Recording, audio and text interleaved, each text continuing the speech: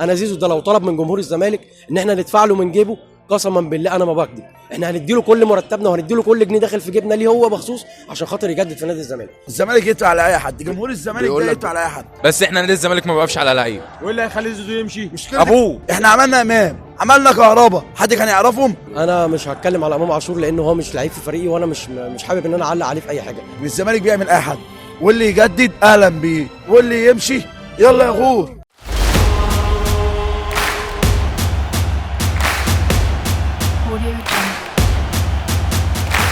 جمهور الزمالك يعني النهارده في الملعب كان شكله حلو. انت ايه اكتر رساله حاولتوا توجهوها للعيبه؟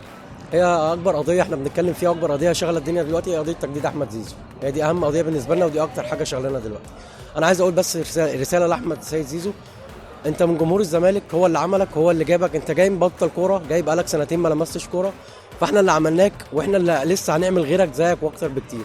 انا عايز اقول له رسالتين اتنين بس، انت لو مشيت من الزمالك هتبطل كوره، ما تفرحش بالفلوس، الجمهور هو اللي بيعملك زي ما عمل غيرك، انت من غير جمهور الزمالك ومن غير نادي الزمالك انت هتبطل كوره ومش هتعرف تلعب كوره تاني. هتروح اي نادي عمرك ما هتلاقي الدعم الجماهيري اللي في نادي الزمالك، عمرك ما هتلاقي حد بيوصلك لاعلى قمتك زي الجمهور، ولا فلوس ولا اي حد هيوصلك للي انت فيه ده. جمهور الزمالك هو اللي عملك، وزي ما عملك هيعمل غيرك كتير قوي. خليك مع الزمالك عشان خاطر توصل وعشان خاطر تعلى، من غير الزمالك انت ولا اي حاجه. احنا اللي بنعملك واحنا اللي بنعمل اي حد. ولينا يعني لينا امثله كتير قوي، معتز اينو، كهربا، امام عاشور، ناس كتير قوي اللي فيها امثله فيها مشيت من كيان نادي الزمالك راحت كيان تاني مع احترامنا الكبير ليه، بس لا احنا غير في اي حته، احنا غير في كل حاجه. احنا امام عاشور النهارده نجم الشباك برضه يعني. انا مش هتكلم على امام عاشور لانه هو مش لعيب في فريقي، وانا مش حابب ان انا اعلق عليه في اي حاجه، بس انا بوصل رساله لاحمد السيد زيزو ان احنا اللي بنعمل، احنا الجمهور، احنا اللي بنبني الفرق، احنا اللي بنبني اللعيبه، احنا اللي بنعمل كل حاجه. احنا لا بناخد فلوس من النادي، احنا لا بناخد اي حاجه ولا لينا اي مصلحه، احنا بندفع من جيبنا كتير قوي، احنا بنخسر شغلنا، احنا بنسيب بنعطل حياتنا وبنعطل يومنا عشان خاطر اليوم اللي فيه الماتش.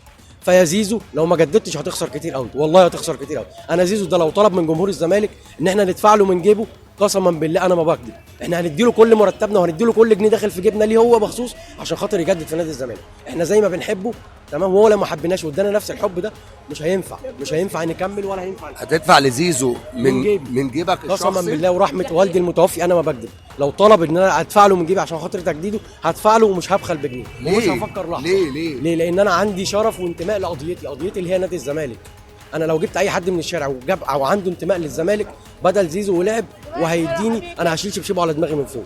وزي ما بقول لزيزو جدد يا زيزو، عشان انت لو ما جددتش هتخسر كتير قوي. والله العظيم يا نجم الزمالك بيعمل اي حد، واللي يجدد اهلا بيه، واللي يمشي يلا يا غور. بس استنى، بس انا عايز اسالك على حاجه. الراجل المحترم ده بيقول لك انا هدفع، تعالى جاي قدامك، بيقول لك انا هدفع لزيزو من جيبي بس يقعد في النادي. طبعا يعني انت تدفع للعيب كوره فلوس عشان يلعب كوره في الزمالك؟ لا، لو هو عايشين احنا نشتريه، مش عايزنا مع السلامه، نعمل غيره. بص يا كابتن فريسكا، احنا نعمل 100 واحد زي زيزو.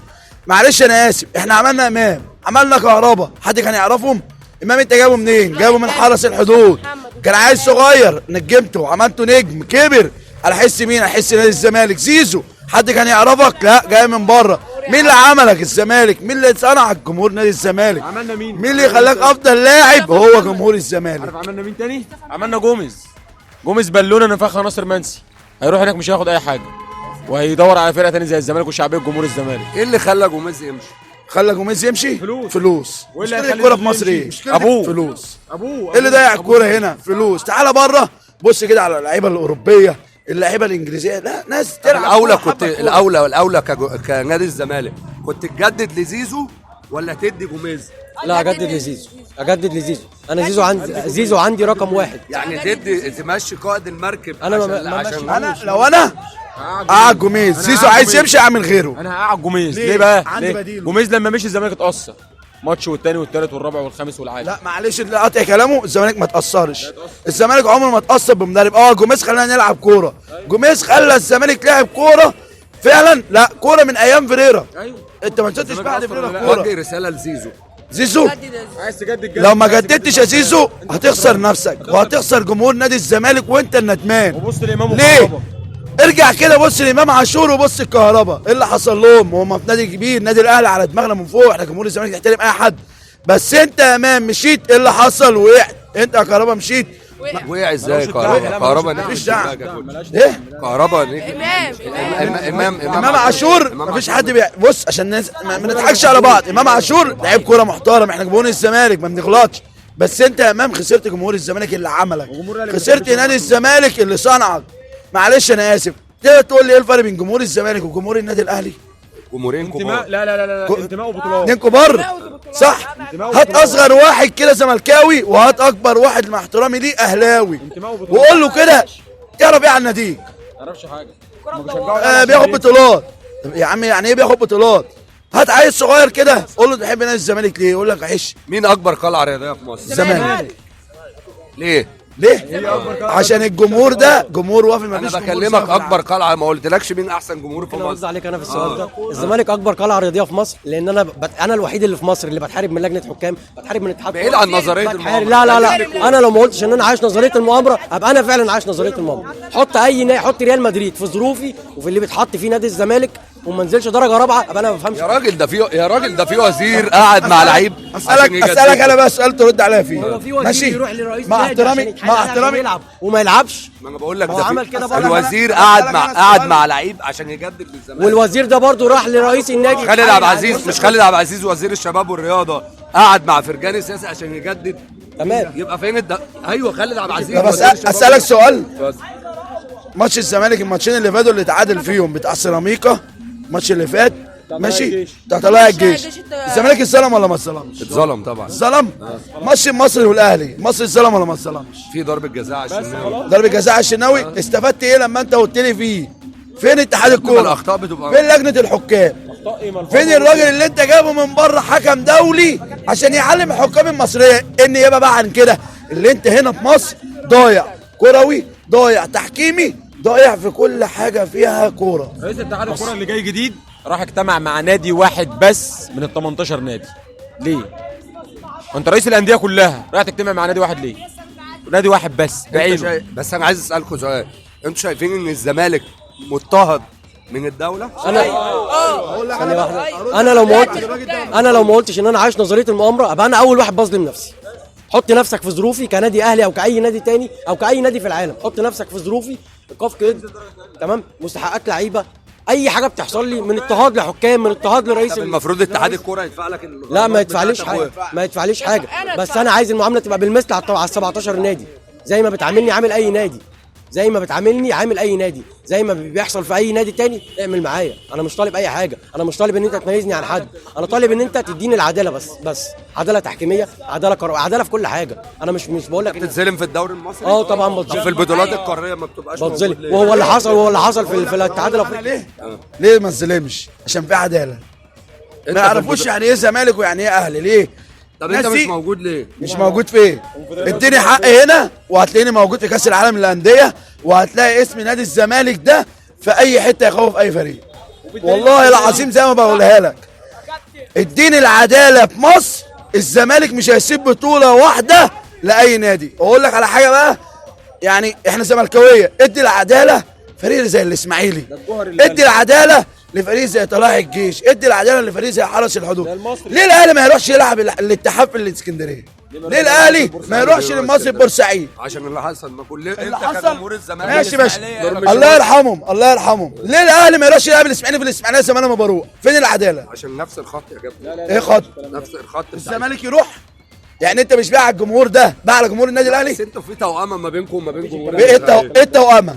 يعني انتوا جمهور الاسماعيلي لا الماتش الاسماعيلي يترفع بانر من جمهور الاسماعيلي الفارس الكذاب وطوله 90 دقيقه. بصوا في مناوشات ما بيني وبين عشان معاكم الحوار انا هنزل كل بالرغم ان اهلاوي. تعال عشان عايز اسالك انت. تعال قبل بقى ما تنهي الحوار ده كله انا اسالك انا سؤال. اتفضل. ماشي، ايه الفرق ما بين مصر والدول الاوروبيه في الكوره؟ عادي ان الكوره في اوروبا متطوره وفي مصر يعني زي ما احنا. لا في عداله. يعني انت عايز تعرفني ان الكوره الاوروبيه ما فيهاش عداله زي كوره مصر؟ لا طبعا مستحيل، لان الفكر التحكيمي والاداري مختلف تماما. هم في حته واحنا في حته. مع احترامي ليك الدوري السعودي في عداله ولا ما فيهوش عداله؟ دوري مش موجود اصلا. مين ده؟ انا بقول لك دوري مش ليه موجود. بقى دوري مش موجود؟ بيحاولوا يسيطروا على الفاضي. ليه دوري مش موجود؟ انت في عز ما الزمالك ده واقع بحسام عبد المجيد رحت تعادلت مع النصر بكريستيانو، صح ولا انا بتكلم؟ ليه بقى؟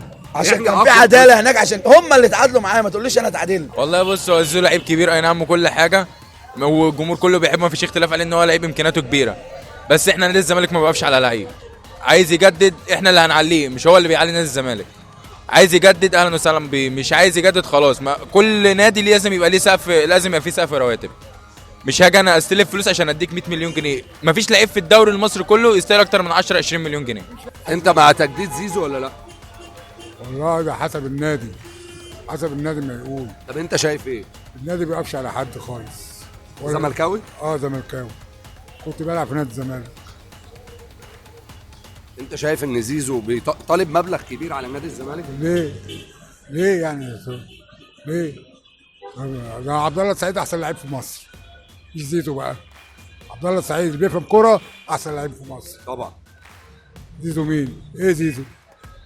لعيب كرة لكن استحقاق المبلغ ولا حسين الشحات استحقاق المبلغ اللي هو مخلوه 140 مليون و100 مليون. ايه الارقام اللي احنا بنقولها؟ والطيب بصري ده كان ياخد كام؟ حسن شحاته ده كان ياخد كام؟ محمود الخطيب ده ياخد كام؟ بتتكلموا في ايه يا عم؟ انور سلامه ده ياخد كام؟ صفوت عبد الحليم ياخد كام؟ مدرسه. علاء ميهوب ياخد كام؟ ايه اللعيبه دي اللي تطلب 100 مليون وعيال صغيره وملاش عاديه، لعيبه عاديه. لكن اللعيبه اللي عاوز تتكلم عن لعيبه، اتكلم عن لعيبه الناس زي الاسماعيلي، علي ابو جريشه. عارف انا بحييك ليه؟ اه عشان احنا الراجل المحترم ده قال لك احنا ممكن نحط الزيزو من جيبنا بس يجدد. انت قلت الناس لعيب الكوره عتاوله وقد الناس اللي بتلعب دي مليون مره وما كانوش بياخدوا الفلوس دي. مفيش الكلام دوت. لكن النوادي هي اللي عملت الكلام احنا افتقدنا الناس اللي زيكم. طبعا طبعا طبعا اكيد يعني، دي مش كوره دي. ربنا يخليك. لما بيلعبوا كوره والله العظيم ثلاثه. ربنا يديك اللعيبه اتدفنت بالحياه.